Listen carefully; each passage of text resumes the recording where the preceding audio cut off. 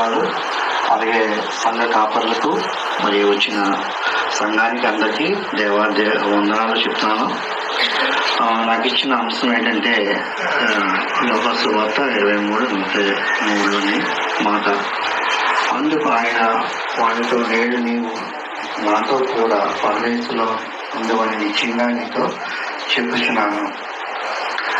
అందుకు మరి ఇది చిన్న ముక్కే కదా, ఇది వివరించటకు పెద్దగా ఏమి లేదు కదా. చాలా చిన్నవాడు చూసుకుంటే ఇక్కడ పరదేశీ లేదా స్వర్గము అంటే అది ఇంగ్లీష్లోని పరదేశీ ఉంటుంది, ప్యారడైస్ ఉంటుంది. అయితే అది స్వర్గమే అని తెలుగులో ట్రాన్స్లేట్ చూస్తే అది స్వర్గమే అని చెప్పుకోవడం అనమాట. అయితే మనము స్వర్గంకి వెళ్ళాలంటే మనము ఏం చేయాలి? ఇందులో మాటలు ఎలాగుంది అంటే, అందుకు ఆయన వానితో నేడు అంటే ఆ దేవుడు మనిషి కలిసి ఉండాలని కోరుకుంటాడు అన్నమాట. ఆదికాండము 1:9లోనే జలములు అన్ని కూడా అవన్నీ చేశాడనమాట. అంటే యూనిటీ అని ఉంటుందన్నమాట. యూనిటీ అనే మాట ఉంటుందన్నమాట. అంటే కలిసి అన్ని కూడా కలిసి ఉండాలని అవన్నీ చేయలేదు. ప్రతి పనిలో కూడా అభివృద్ధి ఉండాలని ఇదిగా జంతువులు, పక్షులు, అలాగే ఆదాము కలిసి ఉండాలని చాలాసార్లు అక్కడ దేవుడు ఆదికాండము 3:9లో ఉంటుందన్నమాట. పిలిచినట్టు చూసుకోవచ్చు. అయితే ఇందులో ఉన్న మాటలు మనము వివరించుకుంటే మనకి టైం చాలు. ఇందులో ఫస్ట్ మాటకే ఒక 7,000 వచనాలు 8,000 వచనాలు ఉంటాయన్నమాట. అవన్నీ మనము వివరించుకుంటే మనకి ఇందులో ఇచ్చి మనకి సమయం చాలు. అయితే ఈ యజ్ఞము సృష్టికర్తకి యజ్ఞం చేసినప్పుడు లేవికాండము 16:5లో ఉంటుందన్నమాట. అజెండా అగ్నం అని. ఈ యొక్క అగ్నం పేరు అంటే మేకని ఒక మచ్చ లేకుండా చేసి దాన్ని ఒక పొయ్యితారు కట్టి మేకలు వేసి ముళ్ళు కిరీటం పెట్టి సోమరసం తాగించాలని, అంటే చిలకని తాగించాలని ఉంటుందన్నమాట. అయితే ఈ 40 రోజులు చాలా మంది ఉపవాసం ఉండి చేస్తారు. ముస్లిం సోదరులు కూడా బకిరీ చేస్తారు కదా. అయితే వాళ్ళు చేసినప్పుడు 2 మేకలు తీసుకుంటారు. 16 అధ్యాయం 1వ వచనం చదవండి ఒకసారి. లేవికాండం 16 లేదంటే 5వ వచనం చదువుకుంటే తెలుస్తుంది. చదువుతున్నారా?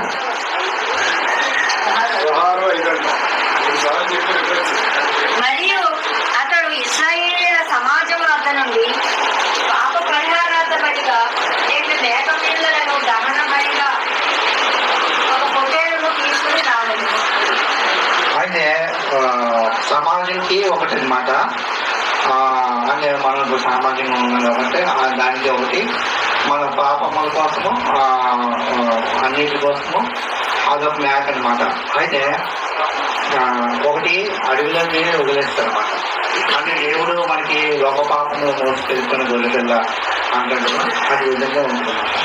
అయితే అవన్నీ కూడా చదువుకుంటే మనకి తెలుస్తుంది అన్నమాట. అయితే దేవుడు అక్కడ స్వర్గంలోని నిర్మించినప్పుడు మనము పాప పరిహార బలి ఎలాగంటే, అది పాప పరిహార బలి అయినప్పుడు చంపేస్తారు. చంపేసి తర్వాత దాన్ని తినాలన్నమాట. వాళ్ళు తింటారు. పాత నిబంధనలో తింటారన్నమాట. ఇప్పుడు మనము తినలేదు కదా. ఇప్పుడు దేవుడు ఏం చెప్పాడు? నేనే జీవాహారాన్ని, ఆ జీవాహారం తిన్నవారు ఎవరైతే ఉంటారో వాళ్ళు జీవిస్తారని చెప్తారన్నమాట. హల్లెలూయా అర్థమవుతుందని చెప్తుందండి. అయితే ఆ జీవాహారం మనం తింటున్నాం కాబట్టి అది ప్రభుబల రూపంలోని ఆ రొట్టి పౌలేనన్నాడు, ఇంటింటికి వెళ్ళి రొట్టి విడిచిட்டு ప్రతిదినం చేశాడనమాట. మనము ఒకసారి అలా చేస్తాం. మరి 40 దినాలు అయినప్పుడు వాళ్ళు బక్రీద్ చేసినప్పుడు 40 రోజులు చేస్తారు, తర్వాత వదిలేస్తారు. కానీ మన దేవుడు మనకి నేర్పించింది ఏంటి? ఈ విధంగా అయినప్పుడు, ఈ విధంగా చేసినప్పుడు అది నెలలుగా మనం పాప పరిహారం బలి అయినప్పుడు మనం చేస్తున్నమాట. ఈ విధంగా చేయరు. అది అంటే ఒక బైబిల్లోని ఈ లేవికాండంలోని కొన్ని బలులు ఉంటాయి అన్నమాట. కొన్ని ఒక బలి దేని ఒకదానికి ఒక బలి ఒకదానికి ఉంటుందన్నమాట. అవన్నీ జాగ్రత్తగా మనము చదువుకొని ధ్యానించుకోవాలన్నమాట. అయితే అయితే దేవుడు నిశ్చయముగా అనే మాట మనము ధ్యానించుకుందాం. ఈ నిశ్చయముగా అంటే లేదా హెబ్రీ భాషలో తోరా అనేది ఆమెనని, లేదంటే నిశ్చయంగా, నిత్య సత్యంగా అని అర్థం అని ఉంటుంది అన్నమాట. ప్రార్థన చివరిలో కూడా మనము ఆమె అంటాం అనమాట. అయితే పాత నిబంధనలోనే ఉంటుంది అన్నమాట. ఒక దగ్గర మీరు ఎవరైనా శపించినప్పుడు ఆ కొండ దగ్గరికి వెళ్ళి శపించవచ్చు, ప్రజలందరూ ఆమె అనవాలని. మళ్ళీ ఎవరైనా దీవించాలని దీవెన కొండ ఒకటి ఉంటుంది అన్నమాట. దీవెన కొండలోని ఆ కొండ దగ్గరికి వెళ్ళి దీవించాలని ఉంటుంది అన్నమాట. నిత్యంగా అనేది పదాన్ని ఆమెననే వస్తుంది అన్నమాట. అయితే ఈ పదాలన్నీ కూడా మనం ధ్యానించుకుంటే మనకి కొన్ని తెలుస్తుందన్నమాట. ఒకడు కొత్తగా జన్మిస్తే కానీ అతను దేవుడి రాజ్యంలో చూడలేనని నిశ్చయంగా నీకు చెప్తున్నాను అన్నమాట. అయితే మనము యోహాను సువార్త 3:3 కొత్తగా జన్మిస్తే నిశ్చయంగా చెప్తాను అన్నమాట. కొన్ని వచ్చిన ఖచ్చితంగా చెప్తాను అన్నమాట. ఖచ్చితంగా అంటే చేస్తేనే ప్రభు వల్ల కాదు, కానీ ఎవరైతే మారుమనసు పొంది రక్షణ పొందుతారో వాళ్ళు ఈ విధంగా చేస్తారో వాళ్ళు నిత్య జీవం కంపల్సరిగా పుడతారని చెప్తారన్నమాట. అయితే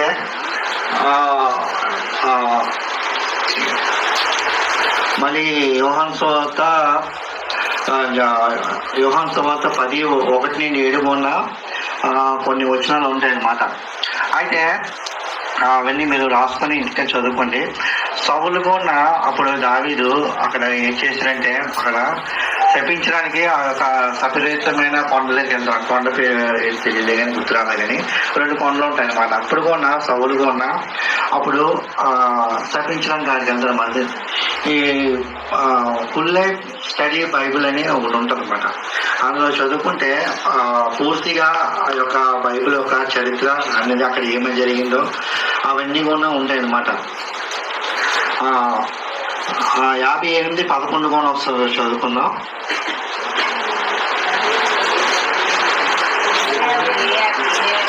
కీర్తన 58:11.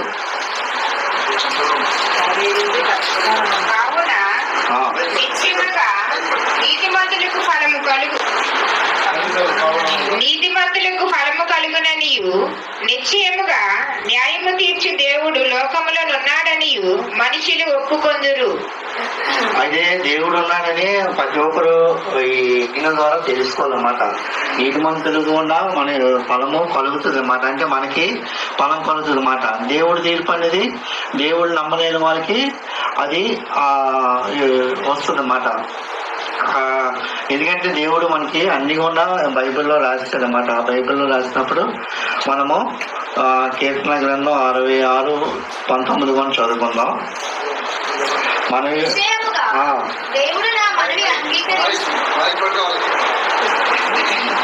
నిశ్చయముగా దేవుడు నా మనవి అంగీకరించి ఉన్నాడు, ఆయన నా విజ్ఞాపన ఆలకించి ఉన్నాడు. చూసారా? అంటే నీతిమంతులు ఎవరైతే ఉంటారో వాళ్ళే మాత్రమే పరలోకంకి వెళ్తారనమాట. వాళ్ళు నీతిమంతుల కోసమే దేవుడు ఆ పరలోకాన్ని సృష్టించాడనమాట. నీతిమంతులు ఎవరైతే నమ్మి బాప్తిస్మం పొందుతారో వాళ్ళకే ఈ పరదేశం ఉంటుందన్నమాట.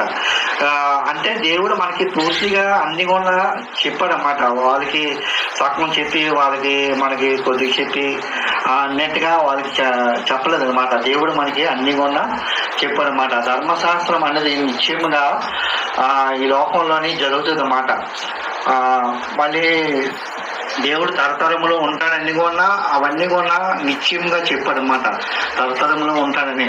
మత్తయి సువార్త 5:18 చూసుకుంటే ధర్మశాస్త్రం నిశ్చయంగా అది నెరవేరుతుందని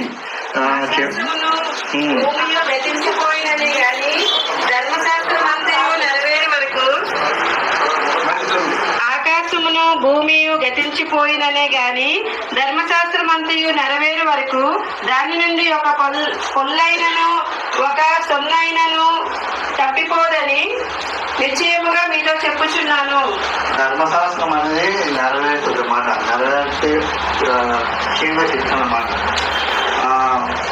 ఇంకా మత్తయి సువార్త 6:2, మత్తయి సువార్త 6:5, మత్తయి సువార్త 10:42, మత్తయి సువార్త 18:13, మత్తయి సువార్త 24:2, మత్తయి సువార్త 25:12, మార్కు సువార్త 8:12, లోక సువార్త 11:51, జాన్ 3, యోహాను సువార్త 3:11, యోహాను సువార్త 5:24, యోహాను సువార్త 5:25, యోహాను సువార్తలో 8:34, యోహాను సువార్త 13:20. ఇవన్నీ కూడా చాలా వచనాలు బైబిల్లో ఉన్నాయన్నమాట. అయితే పరలోకంలోని దేవుడు మనకి సృష్టించింది ఏంటంటే అక్కడ బాధ, చింత, వేదన అనేది ఏది కూడా ఉండదన్నమాట. అందుకే మనకి దేవుడు ఆ పరదేశం అనేది మనకి ఇచ్చాడన్నమాట. నీవు నాతో కూడా నిత్యంగా పరదేశంలో ఉందువు అనే మాట దేవుడు అక్కడ ఇచ్చాడన్నమాట. అయితే ప్రకటన గ్రంథము 2:7 చూసుకుంటే జయించిన వారికే నేను పరదేశంలోని అక్కడ స్థానం ఇస్తానని అక్కడ రాశాడన్నమాట. చదువుదాం ప్రకటన గ్రంథం 2:7. చెవిగలవాడు ఆత్మ సంగములతో చెప్పుచున్న మాట వినుగాక. జయించువానికి దేవుని పరదేశంలో ఉన్న జీవ వృక్ష ఫలములు భుజింపనిత్తును. చూసారా, ఎవరైతే జయిస్తారో వాళ్ళకే దేవుడు పరదేశంలో స్థానం ఇస్తానంటాడనమాట. భూలోకం నేను జయించి ఉన్నాను, మీరు కూడా జయించాలని చెప్పాడు. ఏం చెప్పాడు చెప్పండి, చెప్పాలి, మీరు మాట్లాడకపోతే అవదు. నేను కూడా జయించి ఉన్నాను, మీరు కూడా జయించి ఉండాలని దేవుడు వాక్యము సెలవిస్తుందన్నమాట. అయితే ప్రకటన గ్రంథంలో అది మత్తయి సువార్త 10:42 ఒక చిన్న కుమారుడు కోసం చెప్తాడన్నమాట. అంటే చిన్న బాలు అంటే ఎవరైతే బాప్టిజం తీసుకుంటారో అలాంటి వారికి దేవుడు కృప అనేది కలుగుతుంది అన్నమాట. అందులోని వేరే సబ్జెక్ట్ ఉంటుంది. అయితే అవన్నీ ధ్యానించుకుంటే అతనికి కుమారుడికి మంచినీళ్ళు ఒక గ్లాస్ మంచినీళ్ళు ఇచ్చినా వాళ్ళ ఫలము నిశ్చయంగా వాళ్ళు పొందుతారని ఆ ఫలము అక్కడ ఉంటుందన్నమాట. అయితే పౌలు కూడా అక్కడ 3 ఆకాశం చూస్తాడన్నమాట. అక్కడ కొరింథీ రాసిన పత్రికలోనే అక్కడ కూడా ప్యారడైస్ అని ఉంటుంది. అయితే 3 ఆకాశంలోని దేవుడు ఉంటాడన్నమాట, స్వర్గంలోని.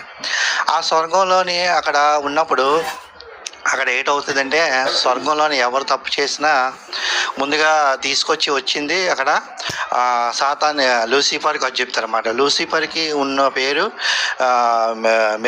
అది ఏంటంటారు, వెలుగుదోత అని ఇంకో పేరు కూడా ఉంటుంది అన్నమాట.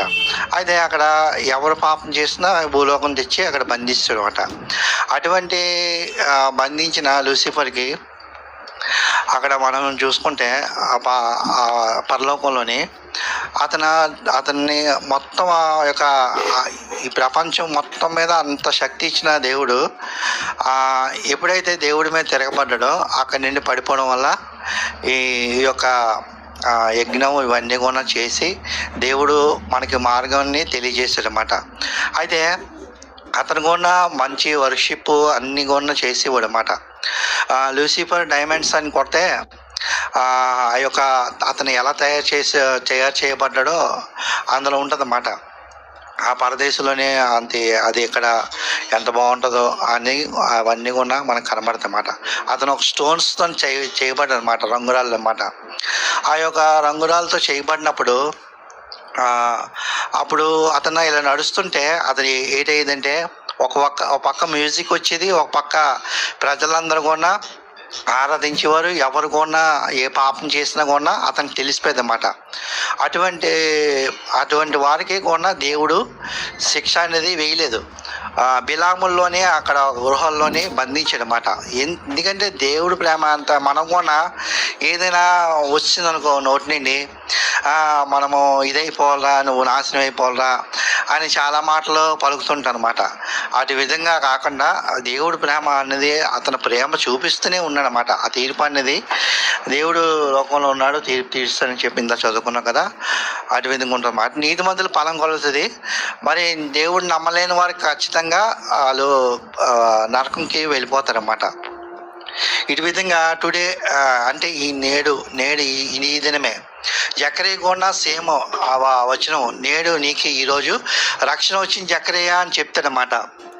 జకరియా అని చెప్తాడనమాట. చెప్తే అప్పుడు జకరియా ఇంటికి రక్షణ వస్తుంది అన్నమాట. ఎవరైతే దేవుణ్ణి అంగీకరిస్తారో, ఎవరైతే దేవుణ్ణి నమ్ముతారో వాళ్ళకి మాత్రమే పాప శిక్ష నుండి, దోషము నుండి, అన్నిటి నుండి, శాపము నుండి విడుదల వస్తుంది అన్నమాట. నేనేం చేస్తానండి పాపం అని అనుకుంటారు. తల్లి కడుపున పుట్టడమే పాపం. అనేకమైన పాపాలు ఉన్నాయన్నమాట. అవన్నీ చెట్ల తీస్తే అవన్నీ కూడా మనము తెల్లవారులు వేస్తే కళ్ళతో ఎన్నో పాపాలు చేస్తాం. అవన్నీ కూడా ఎవరు క్షమిస్తారంటే కేవలము యేసు ప్రభు గారే ఆ యొక్క యజ్ఞం చేసి ఆ యజ్ఞాన్ని చేసారన్నమాట. యజ్ఞం చేసినప్పుడు చాలా నిష్ఠతో మనము కూడా ఉండి యజ్ఞం చేస్తే అవన్నీ కూడా మనకి ఫలిస్తాయి అన్నమాట. ఈ కొద్ది మాటలు దేవుడి వెనుకలో దిగించిన గాక. ఆమె యజ్ఞం చేస్తావా?